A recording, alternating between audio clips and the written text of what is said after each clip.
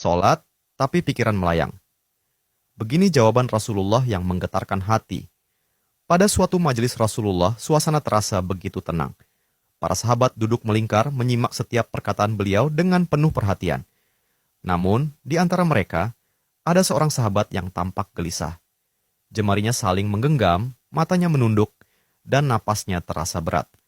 Setelah beberapa saat ragu, ia akhirnya mengangkat wajah dan berkata dengan suara lirih, "Wahai Rasulullah, aku ingin bertanya, tetapi aku khawatir pertanyaanku ini akan membuatku semakin malu di hadapan Allah."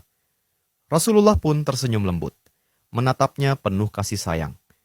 "Katakanlah, wahai saudaraku, tidak ada pertanyaan yang membuat seseorang hina jika ia bertanya untuk mencari kebaikan." Sahabat itu menarik napas dalam, matanya mulai berkaca-kaca. "Wahai Rasulullah, aku merasa salatku sering tidak khusyuk. Kadang aku mengingat urusan dunia, kadang pikiranku melayang entah kemana. Aku takut salatku tidak diterima oleh Allah. Apakah dengan salat seperti itu, aku tetap mendapatkan pahala?" Suasana majelis seketika menjadi hening. Para sahabat lainnya ikut menunduk, merasakan kegelisahan yang sama. Mereka tahu betapa beratnya pertanyaan itu. Namun, yang terjadi setelahnya benar-benar di luar dugaan. Rasulullah tidak langsung menjawab. Beliau menatap sahabat itu dengan penuh kelembutan. Lalu tiba-tiba air mata mulai membasahi pipi beliau. Para sahabat terkejut. Mereka jarang melihat Rasulullah menangis dalam situasi seperti ini. Dengan suara bergetar, beliau berkata, "Demi zat yang jiwaku berada di tangannya, sungguh setan tidak akan pernah berhenti berusaha mencuri bagian dari salat seorang hamba hingga ia teralihkan. Tetapi ketahuilah, Allah tetap melihat usahamu."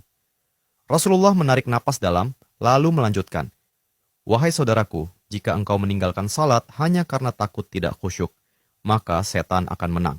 Tetapi jika engkau tetap berusaha salat meski pikiranmu teralihkan, ketahuilah bahwa setiap kali engkau berusaha kembali kepada Allah dalam salatmu, saat itulah Allah menyambutmu."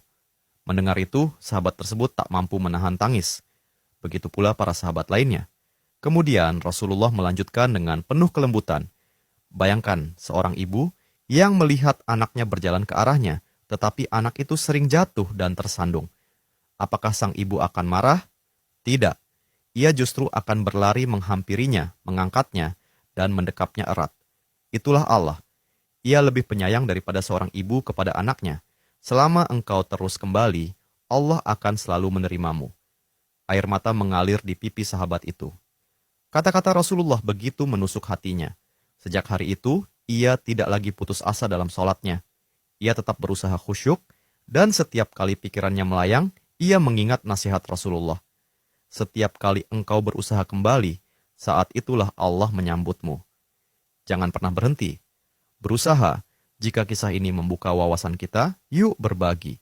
Biar banyak yang tercerahkan. Setiap satu kebaikan dibalas Allah 10 kali kebaikan.